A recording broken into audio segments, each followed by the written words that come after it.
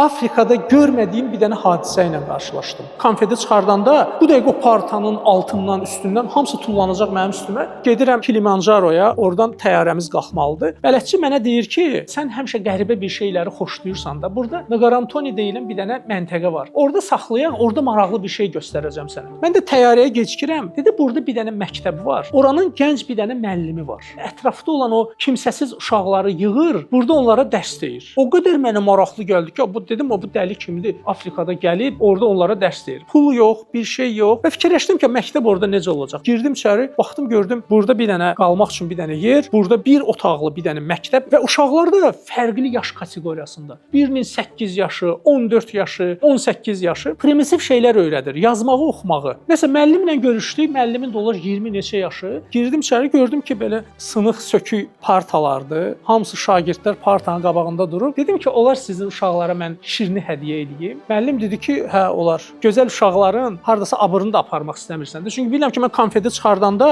bu dəqiqə o partanın altından, üstündən hamısı tullanacaq mənim üstümə. Afrikada görmədiyim bir dənə hadisə ilə qarşılaşdım. Mənim üçün bu möcüzədir. İndi siz üçün adi bir şeydir. Konfeti çıxartdım, heç kəs yerindən tərpənmədi. Hamısı oturub yerində və uşaqlara baxıram, göstərirəm ki, bu şirniyyatdır da, konfetdir. Heç biri yaxınlaşmadı. Başa düşdüm ki, müəllimin icazəsini gözləyirlər. Dedim ki, müəllim, yəni icazə verin, bu konfeti götürsünlər. Hamısı gəldi, nə qədər götürdülər?